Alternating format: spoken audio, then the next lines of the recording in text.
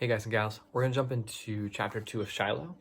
So again, I have, there's a video for chapter 1 if you want to listen to that first. There's also in the description down below the video, there's a link to how you can download a copy of Shiloh so you can follow along with us at home if you don't have a copy. So, chapter 2. Sunday night supper is whatever's left from noon. If nothing's left over, Ma takes cold cornmeal mush, fries up big slabs, and we eat it with Caro syrup. But this night, there's still rabbit. I don't want any, but I know Shiloh does. I wonder how long I can keep pushing that piece of rabbit around my plate. Not very long, I discover. You gonna eat that meat, or you just gonna play with it? Dad asks. If you don't want it, I'll take it for lunch tomorrow. I'll eat it, I say. Don't you be giving it to that dog, says Ma.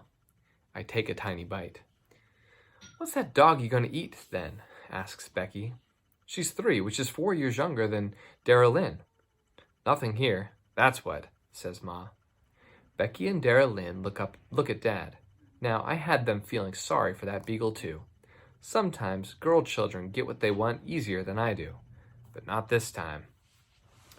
Dog's going right back across the river when we get through eating, says Dad. If that's Jude's new dog, he probably don't have any sense enough yet to find his way home again. We'll put him in the Jeep and drive him over. Don't know what else I figured Dad to say. Do I really think he's going to tell me to wait till morning? And if the beagle's still here, we can keep him? I try all kinds of ways to figure out how I can get that rabbit meat off my plate and into my pocket, but Ma's watching every move I make. So I excuse myself and go outside and over to the chicken coop. It's off toward the back where Ma can't see. We keep 3 hens, and I take one of the 2 hens that was in the nest and carry it out behind the bushes. I whistle softly. Shiloh comes loping toward me. I crack the egg and empty it out into my hands. Hold my hands down low, and Shiloh eats the egg, licking my hands clean afterward, then curling his tongue down between my fingers to get every little bit. Good boy, Shiloh, I whisper, and stroke him all over. I hear the back screen slam, and Dad comes out onto the stoop. Marty? Yeah? I go around, Shiloh at my heels. Let's take that dog home now. Dad goes over and opens the door of the Jeep. Shiloh puts his tail between his legs and just stands there. So I go around the other side, get in, and whistle. Shiloh leaps up onto my lap, but he don't look too happy about it. For the first time, I have my arms around him. He feels warm, and when I stroke him, I can feel places on his body where he has ticks. Dog has ticks, I tell my dad. Jude'll take 'em off, Dad says. What if he don't? It's his concern, Marty, not yours. It's not your dog. You keep to your own business. I press myself against the back of the seat as we start down our bumpy dirt driveway toward the road. I want to be a vet someday, I tell my dad. He says. I want to be a traveling vet, the kind that has his office in a van and goes around to people's homes. Don't make folks come to him. Read about it in a magazine at school. You know what you have to do to be a vet? Dad asks. Go to school. I know that. You gotta have college training, like a doctor almost. Takes a lot of money to go to a veterinarian school. My dream sort of leaks out like water in a paper bag. I could be a veterinarian's helper, I suggest, my second choice. You maybe could, said Dad, and points the Jeep up the road into the hills. Dusk is settling in now. Still warm, though. A warm July night. Trees look dark against the red sky. Lights coming on in a house here. Another one there. I'm thinking how in any one of these houses there's probably somebody who would take better care of Shiloh than Jude Travers would. How could this dog had to be his? How come this dog had to be his? The reason I don't like Jude Travers is a whole lot of reasons. Not the least is that I was in the corner store once, down in Friendly, and saw Jude treat Mr. Wallace at the cash register. Jude gives the man a 10 and gets him to talking. Then, when Mr. Wallace gives him change, says he gave him a 20. I blink, like I can't believe Jude done that. And old Mr. Wallace is all confused. So I say, no, I think he gave you a 10. Jude glares at me, whips out his wallet, and waves a $20 bill in front of my eye. "Whose picture's on this bill, boy?" he says. "I don't know." He gives me a look, says, "I thought so. That's Andrew Jackson," he says. "I had two of 'em in my wallet when I walked in here, and now I only got one. This here man's got the other, and I want my change." Mr. Wallace, he's so flustered, he just digs in his money drawer and gives Jude change for a 20.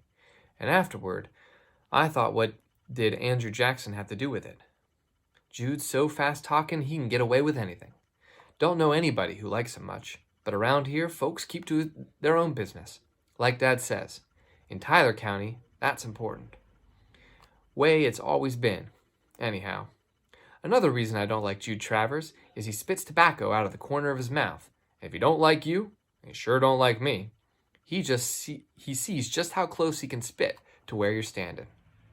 Third reason I don't like him is because he was at the fairgrounds last year, same day we were, and seemed like every place I was, he was in front of me, blocking my view. Standing in front of me at the mud bog, sitting in front of me at the tractor pull, and rising right up out of his seat at the Jordan Globe of Death motorcycle act. So I missed the best part. Fourth reason I don't like him is because he kills deer out of season. He says he don't, but I seen him once just about dusk with a young buck strapped over his hood of his truck. He tells me the buck run in front of him on the road, and he accidentally run over it, but I saw the bullet hole myself. If he got caught, he'd have to pay $200, more than he's got in the bank, I'll bet. We're in Shiloh now. Dad's crossing the bridge by the old abandoned grist mill, turning at the boarded-up school, and for the first time I can feel Shiloh's body begin to shake. He's trembling all over. I swallow. Try to say something to my dad, and have to swallow again. "How do you go about reporting somebody who don't take care of his dog right?" I ask finally. "Who you fixing to report, Marty?" "Jude."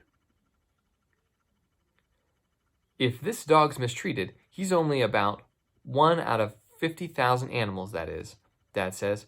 "Folks even bringing him up here in the hills and let him out. Figure they can live on rats and rabbits. Wouldn't be the first time that wasn't treated right.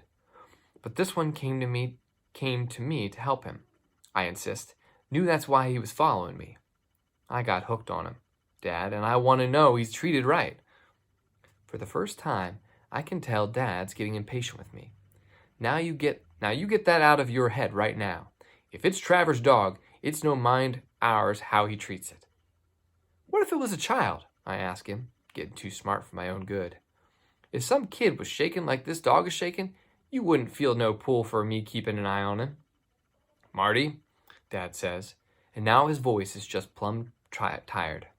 "This here's a dog, not a child. It's not our dog. I want you to quit going on about it. I hear?" I shut up then. Let my hands run over Shiloh's body, like maybe everywhere I touch I can protect him somehow. We're getting closer to the trailer, where Judd lives with his other dogs, and already they're barking up a storm, hearing Dad's Jeep come up the road. Dad pulls over. "You want to let him out?" he says. I shake my head hard. I'm not letting him out of here till I know for sure he belongs to Judd. I'm asking for a slap in the face. But Dad don't say anything, just gets out and goes up the boards.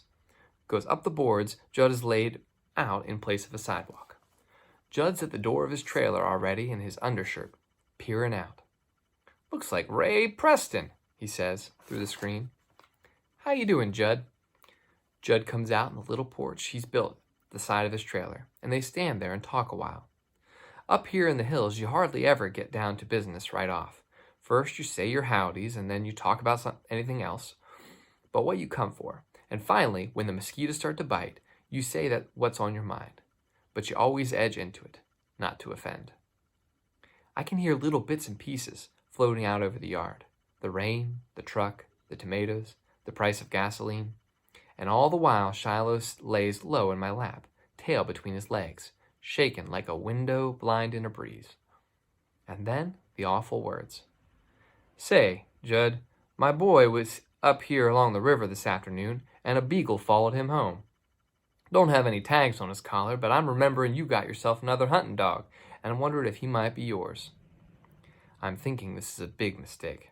Bad mistake. Maybe it isn't Judd's at all, and he's such a liar he'd say it was just to get himself still another animal to be mean to. Judd hardly lets him finish, starts off across the muddy yard in his boots. Sure as bet it is, he says. Can't keep that coon dog home to save my soul. Every time I take him hunting, he runs off before I'm through. I've been out all day with the dogs, and they all come back, but him.